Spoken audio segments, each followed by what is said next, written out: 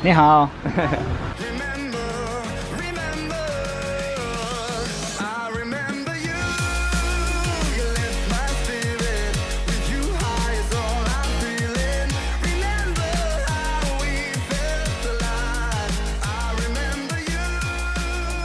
Guys, we're busy being interviewed by Huizhou TV, right? Cool. So just saying hi. They're asking us about what we do here and asking us about the Churchill show. So we thought we'd introduce you to the team. There's cameraman number 1, really nice guy with glasses. And then we've got these 2 lovely ladies over here who are working for Huizhou TV too. Thank you for filming us today, guys. Thank you. Thank you. Appreciate it. Cool. So today's topic is yeah, today's topic is why are there so many Ferraris and Lamborghinis in China?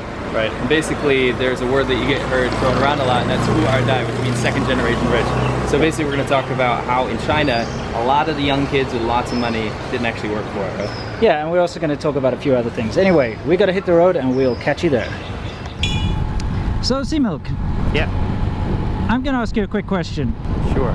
In America, do you often see very high-end Lamborghinis and Ferraris and Maseratis and stuff riding around? Honestly, it's a big deal if you see a BMW, so no. Maybe in your town.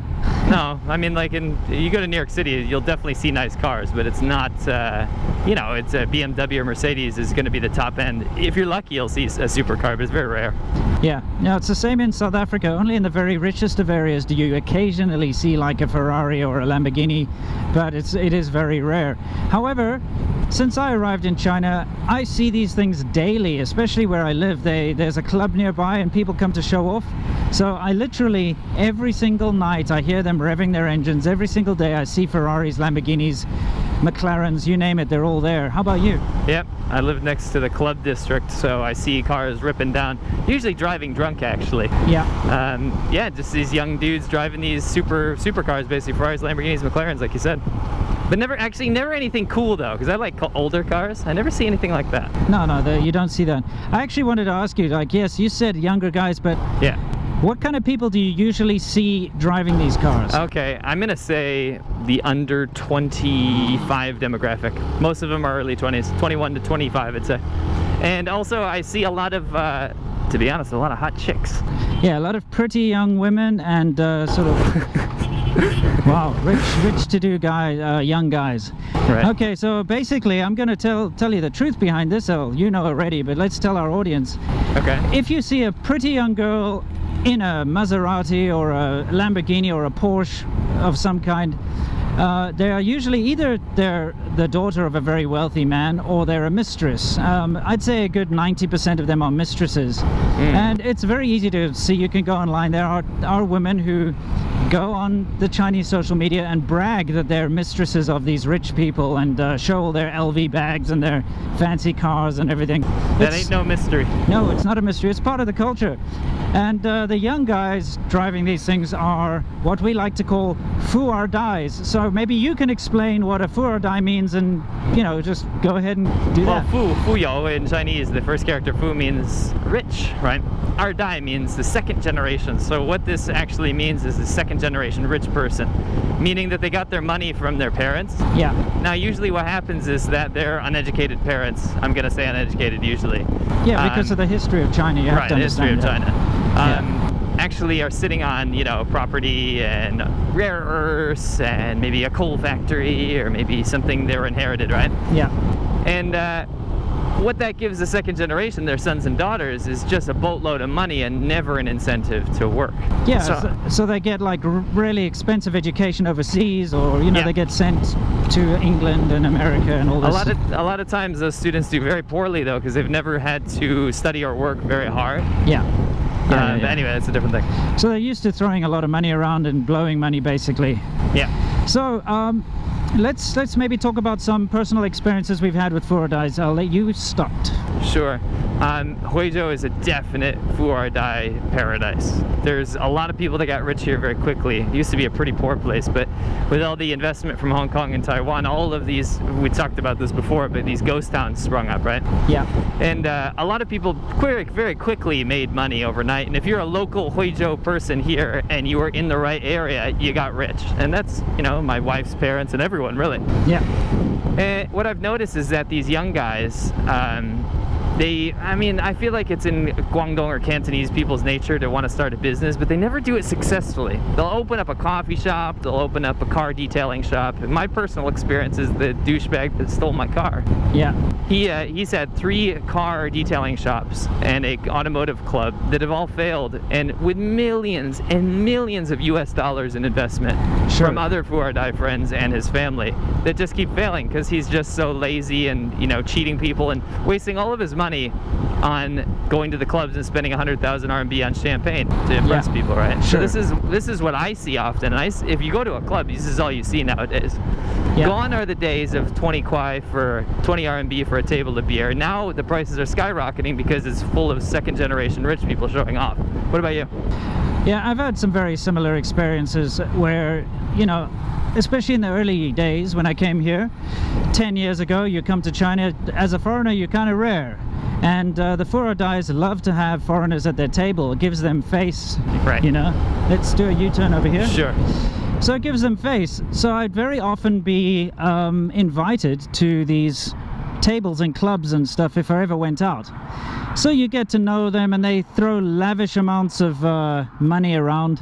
One thing I noticed though is they only ever spend money to show off. Yeah. They'll never help you out or anything if you needed it. It's all about showing off. I've never received a freebie from a second-generation rich that's called me out to hang out, Yeah, of course. I mean, they throw money around to impress, and in that way they kind of get you in their debt as well. Yeah. Because they have this guanxi thing where they're like, oh, I've seen that a lot. Yeah, I've spent all this money, and then they kind of call you whenever they want to show off to their friends and have a foreigner around. So I'm kind of put off by the whole Fuerdai thing. I think, get you. It's unfortunate because they're basically just people with money that they never earned. I'm sure there's nice people with money, even if they didn't earn it, I'm sure there's nice people, but the overwhelming majority, and I think that we have first-hand experience, and we are super qualified to talk about this because of our motorcycle shop. Oh, yes. Everyone that comes in there with a super nice bike is, number one, super young. Yeah. And number two, has absolutely nothing to do during the day. They clearly don't have jobs. Yeah. They go up and they show up and they expect us, and this is where I got a sour attitude. They expect us to fix everything for free because they can't be bothered to learn it, right? Sure. To fix everything for free because they're so used to being given everything for free. So even when we did help them out, when we did fix their stuff, we would not get 1 red cent. And as soon as you try to charge them is when they start throwing temper tantrums, basically. Yeah. I remember that, especially this one guy bought his old bike in, and he asked us to basically fix the gearbox. Yeah. So we had to, I stripped the whole engine down. I was under the impression that we'd be charging him. So it took the whole day. Remember, he just lay around on our couch and just messing around, doing whatever he wants, texting his girlfriends and stuff. And at the end of the day, he's like, thanks, bye, and then just drove off. And later you contacted him to say, hey, what's up? And then so what he did was brought other people, we fixed their stuff for free. Yeah, and we just ended up being this free fixing club for these rich guys who, they're rich, but they don't spend any money on important things, only on useless things, Right. So a lot of people actually were wondering, with all these rich people with vehicles and stuff, you guys must be making good money for, helping them fix their Harleys and Ducatis. No. No, we never made a cent. Nope. Not literally. Actually, never once. Not ever. So that gives you an idea of what the mentality of these people are. For sure. So, Seamilk, we've pretty much told everybody what a Fuerdai is. Yes. It's a person who shows off by spending money they didn't earn. That is correct. So, I think we're pretty much done. Is there anything that you would like to say to our subscribers before we finish today? Well, whether you are a second-generation rich or a first-generation poor, there is no problem because it's totally free to like, comment, and subscribe. Yeah, that's quite funny you said that. Anyway, yes. Personally, from my experiences, when you come to China and you're doing English teaching or something, you don't have a lot of money, it's fun to hang out with these guys because they can really show you a night on the town, but just remember that you're only there as a little badge of honor or a little token, Sure. And they're not going to take you very seriously. You betcha. I guess that's it. Unlike Fuerdai's guys, I'd like to ask all of you out there to just, as always, you know the drill, stay awesome. Close my eyes, I can almost see it. up my lungs. And if my mind worked backwards as far